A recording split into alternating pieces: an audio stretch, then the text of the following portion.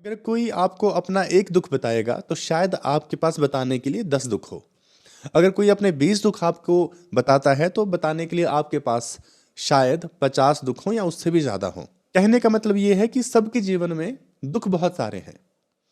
हमें बस उन दुखों के बारे में ही बात नहीं करनी है, हमें उन दुखों का समाधान चाहिए। महत्वपूर्ण बात यह है कि समाधान मिलेगा कैसे, उस दुख से छुटकारा कैसे मिलेगा। हम गीता क्यों पढ़ते हैं? इसलिए ताकि हम सारे दुखों से, सारे कष्टों से मुक्त हो जाए।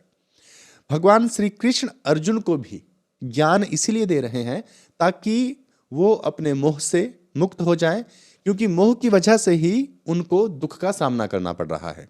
वो भीतर से परेशान हो चुके हैं और पूरी तरह से दुखी हो चुके हैं। आज का ये जो श्लोक है ये कर्म योग के विषय में है और ये इतना महत्वपूर्ण श्लोक है कि शब्दों में बयान ही किया जा सकता। जो भी व्यक्ति अपने जीवन में सफलता पाना चाहता है और अपने जीवन से जुड़े प्रश्नों के उत्तर चाहता है, उसका एक ही तरीका है और वो है गीता।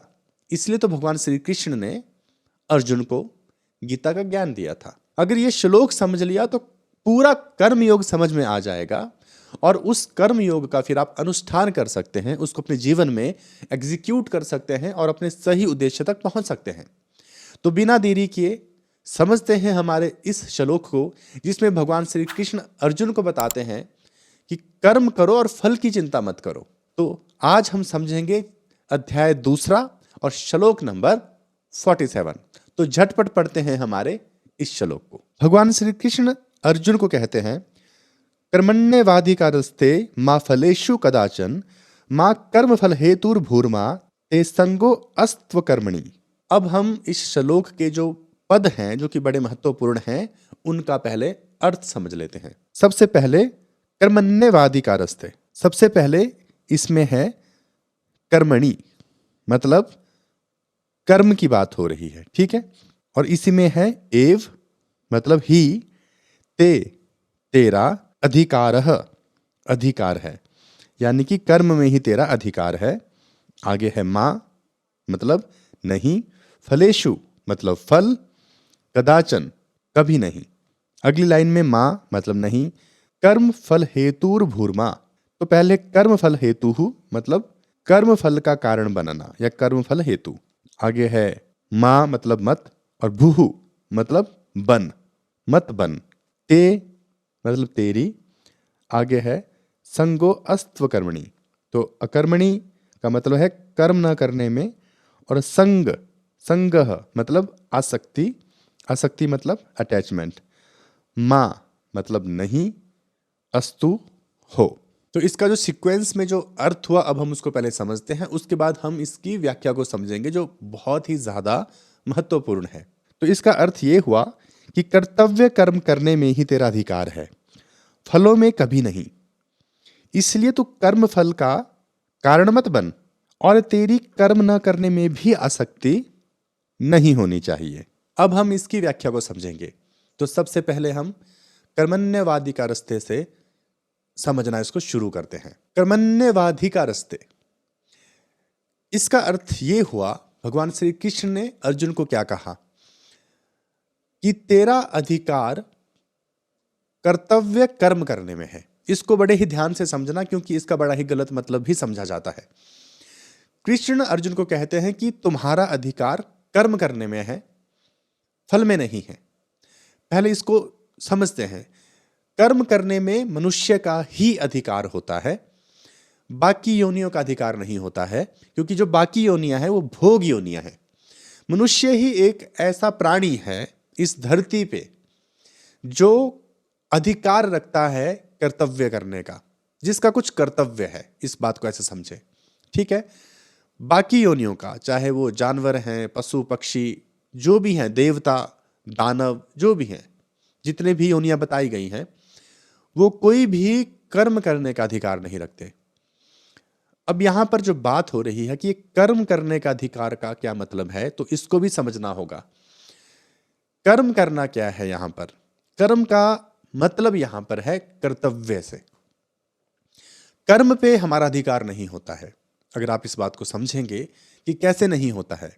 अब देखिए, ये जो दुनिया है ये अपनी गति से चल रही है, धरती घूम रही है, तो वो कर्म कर ही रही है, उसका कर्म हो रहा है। लेकिन ये पृथ्वी के हाथ में नहीं है कि उसको घूमना है कि नहीं घूमना है, क्योंकि उसका जो अस्तित्व है वो उसी चीज के लिए हुआ है। ये प्रकृति भी अपना काम कर रही है, प्रकृति का जो उद्देश्य है वो उसी हिसाब से चल रही है। हम भी समय के भीतर चल रहे हैं, हमारी कोशिकाएं हर पल बदल रही हैं, विकास भी हो रहा है और क्षय भी हो रहा है, ये भी हमारे नियंत्रण में नहीं। हम निरंतर सांस ले रहे हैं, ये क्रियाएं भी निरंतर चल रही हैं। मतलब जो कर्म है वो निरंतर होता ही रहता है और वो हमारे नियंत्रण में नहीं होता है। ये पूरा ब्रह्मांड गतिशील है, कुछ ना कुछ चल ही रहा है। तो जो कुछ भी चल रहा है, हो रहा है, किसी के द्वारा किया जा रहा है, वो सारा कर्म है और वो होगा ही होगा। हम उसको किसी भी तरह से नियंत्रित नहीं कर सकते हैं, ये अधिकार हमारे पास नहीं है। अब आप सोचेंगे कि भगवान श्री कृष्ण ने तो अर्जुन को यही कहा है कि कर्म करने में तुम्हारा अधिकार है, लेकिन जब ये कहा गया तो ये भी समझना जरूरी है कि कर्म क्या है। इसके विषय में हमने पिछले श्लोकों में भी स्पष्ट किया। मनुष्य के पास अधिकार होता है चुनने का। हमने पिछले श्लोकों में पढ़ा था कि मनुष्य को कर्तव्य प्राप्त होता है, ठीक है, और उसका पालन करना या न करना ये मनुष्य का चुनाव होता है। तो हमारे पास पालन करने या न करने का अधिकार है, यानी कि चुनाव करने का अधिकार है। जैसे कि अर्जुन के सामने युद्ध आ गया, अब कृष्ण भगवान उसको बता रहे हैं कि ये तुम्हारा अब कर्तव्य है, क्योंकि तुमको ये प्राप्त हुआ है, ठीक है, ये अपने आप तुम्हें प्राप्त हो गया और तुम्हारा इस समय कर्तव्य बनता है कि तुम्हें युद्ध करना चाहिए। अर्जुन इस बात पे अड़ गए हैं कि मुझे युद्ध नहीं करना है, यानी कि यहां चुनाव की स्थिति है। अर्जुन युद्ध कर भी सकता है, युद्ध नहीं भी कर सकता है, और भगवान उसको बाध्य नहीं कर सकते कुछ भी करने के लिए। यानी कि भगवान का आपके चुनाव के ऊपर कोई अधिकार नहीं है। अगर ये बात समझ में आ गई तो बहुत सारे जो प्रश्न हैं वो सॉल्व हो जाएंगे। ये एक बहुत ही गहरी बात है। भगवान श्री कृष्ण जब ये कहते हैं कि कर्म पे तुम्हारा अधिकार नहीं है, तो वो ये कह रहे हैं कि तुम्हारा अधिकार है कर्म के चुनाव में, और इस चीज को मैं भी नियंत्रित नहीं कर सकता। अगर ऐसा होता तो भगवान श्री कृष्ण अर्जुन को बेवजह इतना ज्ञान दे देते, वो चुटकी बजाते और अर्जुन युद्ध लड़ लेता। लेकिन अगर चुनाव पे भगवान का अधिकार हो जाए तो फिर इस सृष्टि के होने का कोई मतलब नहीं रह जाता, क्योंकि फिर सब पूर्व निर्धारित हो जाता है। यहां पर अगर कुछ निर्धारित नहीं है तो वो है हमारा चुनाव। कुछ तो हमें पहले से मिलता है जो हमारा प्रारब्ध है, हम उसको बदल नहीं सकते। लेकिन जब हमारे सामने कोई स्थिति आती है तो हमारे पास बुद्धि है, विवेक है निर्णय लेने का, डिसीजन मेकिंग का, तो ये हमारा अधिकार है। कर्म में हमारा अधिकार नहीं है, वो तो होगा ही होगा। आप सो जाओ फिर भी कर्म हो ही रहा है, कुछ ना कुछ तो चलेगा ही, क्योंकि अगर कर्म रुक गया तो गति रुक जाएगी और गति कभी रुक नहीं सकती। इसलिए ये अधिकार भी ईश्वर ने किसी को दिया नहीं, अधिकार है चुनाव का। मनुष्य को छोड़कर बाकी किसी भी योनि के पास ये अधिकार नहीं है कि वो चुनाव कर सके। वो कुछ भी चुनाव करे वो कर्म नहीं बनता, क्योंकि वो भोग योनियों में है। वो बस भोग रहे हैं, जो भी वो कर रहे हैं वो उनके ही प्रारब्ध का वो कुछ प्राप्त कर रहे हैं। जो भी हो रहा है उनसे वो निर्धारित है। अगर वो कुछ कर भी रहे हैं ना तो उसका भी एक कारण है। लेकिन मनुष्य जो कर रहा है वो कुछ नया कर सकता है, जो बाकी भोग योनियां नहीं कर सकती। इन्होंने जो किया काट रहे हैं, प्राप्त कर रहे हैं। मनुष्य ने जो पूर्व जन्मों में किया है उसको वो भोग रहा है, और इसके अलावा उसके पास जो विलक्षण क्षमता भगवान ने उसको दी है वो है नया कर्म करने की। अब यहां पर हम कह रहे हैं नया कर्म करने का, चुनाव करने की क्षमता है। वो चुन सकता है कि क्या करना है। वो धर्म का मार्ग भी चुन सकता है, अधर्म का मार्ग भी चुन सकता है। ये उसकी अपनी डिसीजन मेकिंग है। जब भी कोई व्यक्ति गलत काम करता है तो ये ना कहे कि भगवान की वजह से हो रहा है।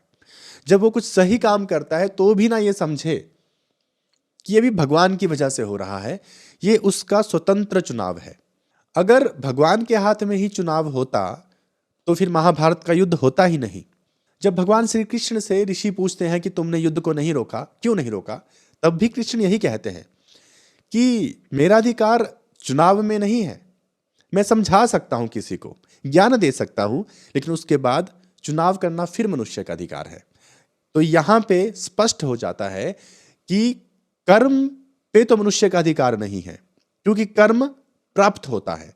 हमारे सामने स्थिति आती है, हम उसको क्रिएट नहीं कर रहे हैं, वो हमारे सामने आ रही है। अब उस स्थिति में हमको क्या करना है, इसके लिए हम अपने बुद्धि विवेक का इस्तेमाल करते हैं। इसलिए ये चुनाव भी हमारा होता है। सही चुनाव सही दिशा की तरफ लेके जाएगा, गलत चुनाव दुख और कष्ट की ओर लेकर जाएगा। यहां पर अर्जुन के सामने चुनाव की स्थिति है, उसको चुनना है कि युद्ध करे या युद्ध न करे। इसीलिए कृष्ण ज्ञान दे रहे हैं ताकि वो ज्ञानवान होकर सही चुनाव करे, क्योंकि जीवन में सही चुनाव सफलता की ओर लेकर जाता है और गलत चुनाव जीवन की असफलता की ओर लेकर जाता है। तो उम्मीद करता हूं आपको यह वाला पॉइंट अब सही से समझ आ गया होगा कि हमारा अधिकार चुनाव में है। हम हमारा कर्तव्य निभाएं या ना निभाएं, कर्तव्य का पालन करने में हमारा अधिकार है। ठीक है, इसलिए काम करना या न करना ये सिर्फ और सिर्फ हमारे हाथ में है। भगवान का इसमें किसी तरह का कोई हस्तक्षेप नहीं होता है। अगला पद है कर्मणि। यहां पर कर्मणि कहा गया मतलब एक वचन में। इसका अर्थ यह है कि जब हम कर्म करते हैं तो एक होता है, लेकिन उससे हमें बहुत सारी एक्सपेक्टेशंस होती हैं। आपने लॉटरी का टिकट खरीद लिया, ये एक कर्म हुआ, लेकिन आपकी इच्छाएं बहुत सारी है ना, कि अगर पैसा मिल गया तो हम क्या क्या करेंगे, गाड़ी लेंगे, बंगला लेंगे, ये करेंगे, वो करेंगे, यानी कि बहुत सारी इच्छाएं होती हैं। इसलिए यहां पर कर्म को एक वचन में बताया गया है। अब अगला महत्वपूर्ण पद, इसको समझते हैं। मां फलेषु कदाचन। पहले भगवान श्री कृष्ण ने कहा कि तुम्हारा कर्तव्य के पालन करने में या ना करने में तुम्हारा चुनाव है, ये तुम्हारा अधिकार है, कर्म में अधिकार है। अब हम इसको ऐसे शॉर्ट में कह सकते हैं कि भगवान कृष्ण अर्जुन को कह रहे हैं कि कर्म में तुम्हारा अधिकार है, यानी कि तुम चुन सकते हो, तुम्हें बुद्धि विवेक दिया गया है। इसलिए अगर ऐसा ना होता तो शायद हम रोबोट्स की तरह काम करते, ममीज की तरह, जिसके पास सोचने समझने की शक्ति नहीं है। अब दूसरा महत्वपूर्ण बिंदु है कि फल में तुम्हारा बिल्कुल भी अधिकार नहीं है। इसका मतलब भी बड़े ही ध्यान से समझना है, क्योंकि ये हमारे जीवन से जुड़ा हुआ भी है और हमारे जीवन के सारे दुखों का कारण भी है। हमारा कार्य है चुनाव करना, सही करना है या गलत करना। उसके बाद उसके फल की जो इच्छा है वो हमें नहीं करनी चाहिए, क्योंकि वो हमारे हाथ में है ही नहीं। यही भगवान श्री कृष्ण कह रहे हैं कि जो फल है किसी भी कार्य का जो तुम्हें प्राप्त होता है वो तुम्हारे हाथ में नहीं है। फल देना सिर्फ और सिर्फ मेरे हाथ में है, तुम्हारे हाथ में नहीं है। तो दो डिपार्टमेंट हैं, दो सेक्शंस हैं। एक है कर्म का, कर्तव्य पालन का, या कर्तव्य कर्म कहते हैं हम इसको, ठीक है। एक तो हो गया ये। दूसरा उसका जो परिणाम है, जो फल मिलता है, ये हमारे हाथ में नहीं है। हम जो कार्य कर रहे हैं उसका फल मिले ना मिले, ये अधिकार भगवान ने अपने हाथ में रखा। कृष्ण ने कहा कि तुम युद्ध करो, ये तुम्हारे हाथ में है, तुम या तो भाग जाओ या तो युद्ध कर लो, तुम बस इतना ही कर सकते हो। जीतना या हारना तुम्हारे हाथ में नहीं है, इसकी तुम्हें चिंता होनी ही नहीं चाहिए। क्योंकि अर्जुन ने पूछा था कि क्या गारंटी है कि हम युद्ध जीत ही जाएंगे, ये संदेह था अर्जुन के मन में। तो कृष्ण भगवान ने कहा ना कि तुम्हें ये सब सोचने की आवश्यकता नहीं है अर्जुन, क्योंकि तुम्हारा सिर्फ कर्म के मामले में ही अधिकार है। जो तुम्हारा अधिकार क्षेत्र नहीं है तुम वहां घुसो मत, क्योंकि ये मेरे हाथ में है। जीतना न जीतना ये तय करना मेरा काम है। अब इस बात का क्या मतलब है? अब यहां से एक प्रश्न खड़ा होता है कि अगर फल में हमें इच्छा करनी ही नहीं है, ठीक है, तो फिर कोई काम ही क्यों करेगा? तो यहां तो भगवान ने यही बताया है ना कि तुम बस चुनाव करो, तुम्हारा चुनाव सही होना चाहिए, ठीक है। उसके बाद तुम्हें फल की इच्छा करने की आवश्यकता ही क्या है? अगर तुम धर्म के मार्ग पे चल रहे हो तो फिर चिंता करने की जरूरत नहीं है, क्योंकि जो धर्म का मार्ग होता है वो फल की इच्छा से किया ही नहीं जाता है। जो फल की इच्छा से किया जाता है फिर वो धर्म का काम नहीं होता है। ये दोनों ही बातें अलग अलग है। जब आप परमार्थ के लिए कार्य करते हैं, ठीक है, हम इसको विस्तार से समझेंगे। जब आप परमार्थ के लिए कार्य करते हैं, किसी दूसरे के भले के लिए काम करते हैं, तो वहां आपका स्वार्थ नहीं होता है। स्वार्थ से जो कार्य किया जाए वो सकाम कर्म है, ठीक है, वो सकाम कर्म है, वहां पर तो फल की इच्छा है ही है। लेकिन जब आप निष्काम कर्म कर रहे हैं, निष्काम का मतलब निष्काम, कामनाओं से रहित होकर, कोई कामना नहीं थी, कोई स्वार्थ नहीं था, जब वैसे आप काम कर रहे हैं तो फल की इच्छा है ही नहीं, ठीक है, तो फिर फल की चिंता भी क्यों होगी।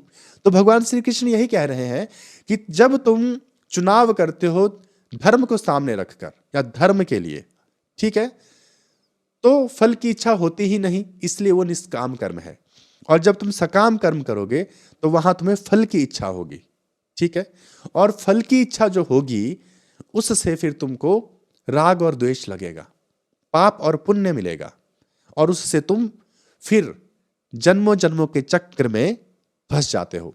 यानी कि तुम्हें पाप भी लगेगा, पुण्य भी लगेगा, जन्म होंगे तो दुख भी आएगा, सुख भी आएगा, कष्ट भी सहना पड़ेगा। तो आज हमारा जो जीवन है जो दुखमय है, इसका भी कारण क्या है, यही तो कृष्ण बता रहे हैं कि तुम आज इसलिए दुख भोग रहे हो कि पहले कुछ कांड करके आए हो, इसलिए भी कष्ट में हो, इसलिए फिर समझ लो और आगे फिर रिपीट मत करना, क्योंकि हम सब वही गलती दोहरा रहे हैं। गलती ना दोहराई जाए इसलिए गीता भगवान श्री कृष्ण ने प्रकट की। तो फल में तुम्हारी इच्छा नहीं होनी चाहिए, क्योंकि वो वैसे भी तुम्हारे हाथ में नहीं है, वो मेरे हाथ में है। तुम्हें फल देना ना देना तुम भूल ही जाओ इसके बारे में, इसलिए तुम बस युद्ध करो। तो उम्मीद करता हूं कि थोड़ा बहुत आपको ये समझ आ गया होगा कि फल में हमारा कोई अधिकार नहीं है। बस अभी इतना समझना है कि हमारा अधिकार कर्म के चुनाव में है, उसका फल मिले या न मिले इस पे हमारा कोई अधिकार नहीं है। जब हम इसका भावार्थ समझेंगे, पूरा कंक्लूड करेंगे, तो हम इसको थोड़ा और भी डिटेल में समझेंगे। लेकिन पहले हम अपने अगले पदों को भी जल्दी से समझ लेते हैं। अगला जो पद है वो है माँ कर्म फल हेतुर्भुः। इससे पहले भगवान श्री कृष्ण ने कहा कि फल पे तेरा कोई अधिकार नहीं है। अब यहां पर कह रहे हैं इस पद में जो तीसरी बात है, ठीक है, हम तीसरी बात समझ रहे हैं कि तू कर्म फल का हेतु भी मत बन, कारण भी मत बन, ठीक है। यानी कि तुमने जो कर्म किया, तुमको उसका जो फल है उसके साथ अटैच नहीं होना है, उसकी उम्मीद नहीं करनी है, ठीक है ना।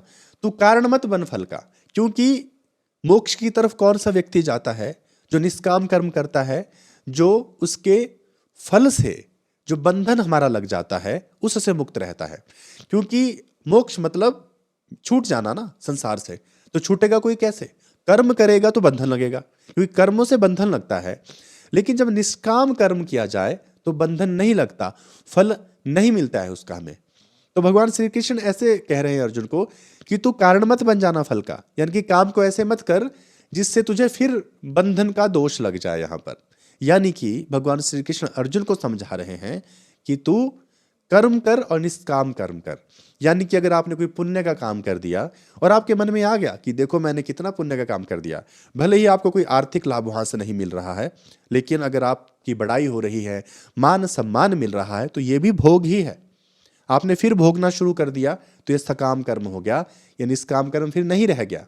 तो कृष्ण समझा रहे हैं कि कर्म को करो, निष्काम करो, फल की इच्छा मत रखो। यहां भी वही कह रहे हैं कि फल की इच्छा रखोगे या जो भी प्राप्त हो रहा है उसके साथ फिर अटैच हो जाओगे तो फिर अहंकार पुष्ट होगा, ठीक है। और अहंकार के द्वारा जो कार्य किए जाते हैं जिससे हमारी कामनाओं की पूर्ति होती है या हम जिसको भोगते हैं, फिर वो निष्काम नहीं रह जाता, वो सकाम हो जाता है। अगला पद माते संगो अस्त्व कर्मणि।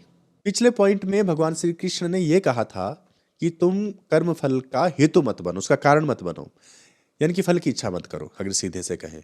लेकिन अगर फल की इच्छा ही नहीं होगी तो क्या यह संभव है कि कोई कर्म करे? तो यहां पर एक प्रश्न उठा, तो भगवान श्री कृष्ण उसी शंका का समाधान कर रहे हैं। भगवान श्री कृष्ण कह रहे हैं कि तुम्हें फल की इच्छा किए बगैर कर्म भी करना है, और इस बात का भी ध्यान रखना है कि कहीं तुम अकर्मण्यता को ना कहीं प्राप्त हो जाओ या तुम्हारी आसक्ति उसमें ना हो जाए। अकर्मण्यता का मतलब है कुछ भी ना करना, क्योंकि कुछ भी ना करना भी कर्म ही होता है।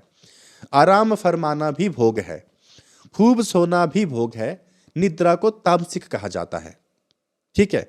पड़े पड़े समय बिताना ये भी भोग ही है, क्योंकि आप सुखी तो भोग रहे हो, ये भी एक तरह का सुख है। हालांकि ये जो सांसारिक सुख है उसको ऐसे बताया जाता है विद्वानों के द्वारा कि जैसे खुजली हो जाती है ना, तो खुजलाने में बड़ा आनंद आता है लेकिन बाद में जलन होती है। तो ये जो संसार का सुख ऐसा ही है, जैसे आप खुजला रहे हैं और आनंद आ रहा है लेकिन अंत में फिर दुख प्राप्त होने वाला है।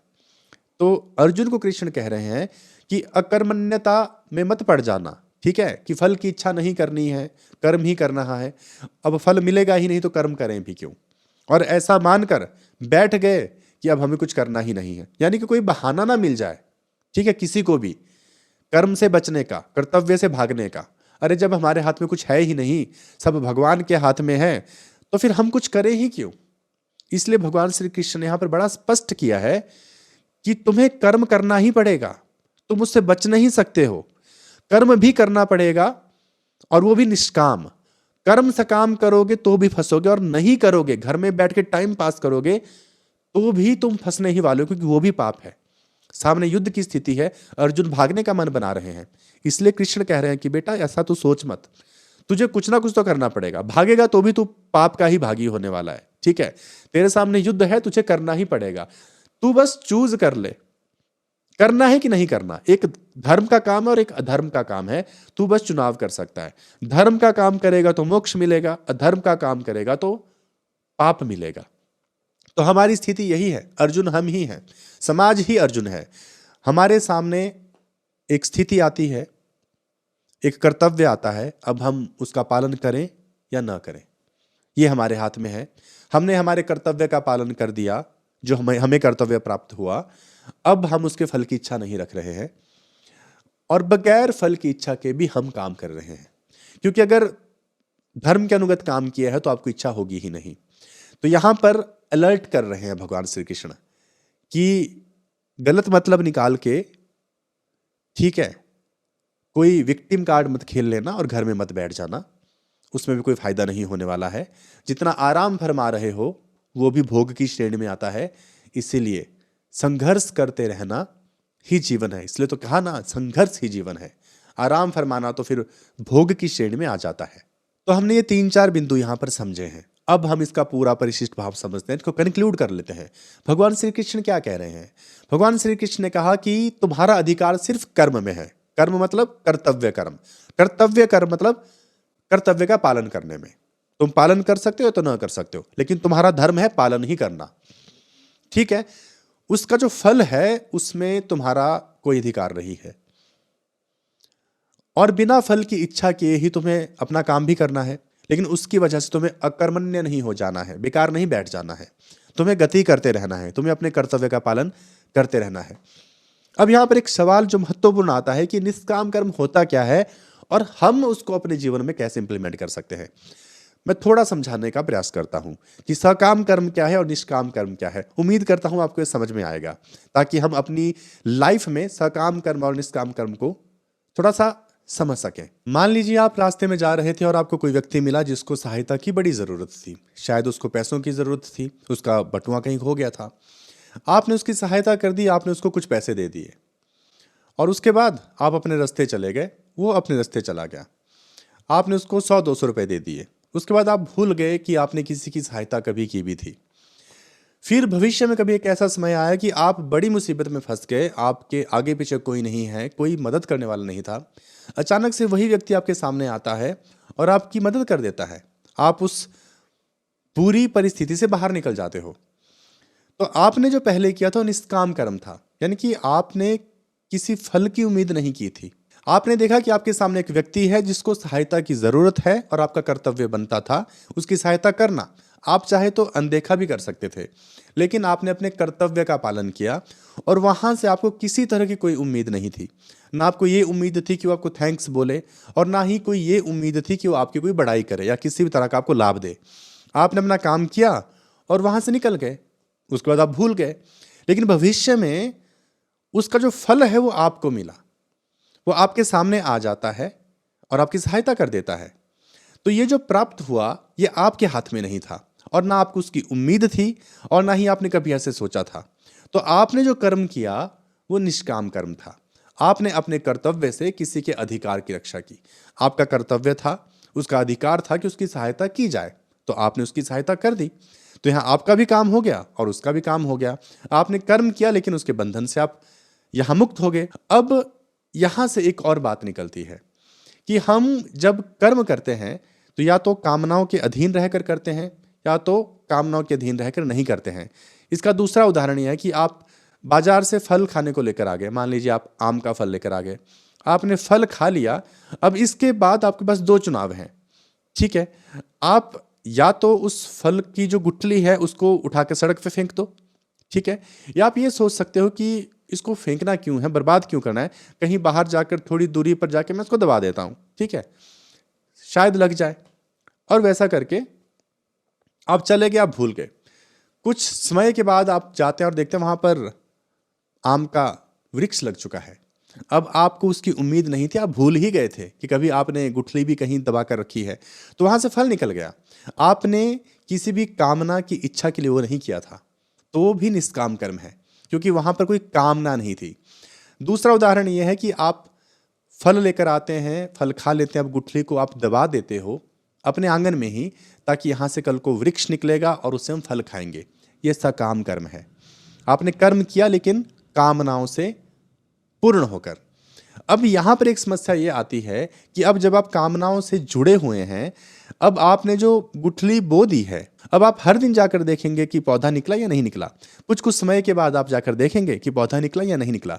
अब अगर नहीं निकला तो आपको बड़ा ही दुख मिलने वाला है। अगर निकला तो सुख होगा, अगर नहीं निकला तो फिर आपको दुख भी मिलेगा।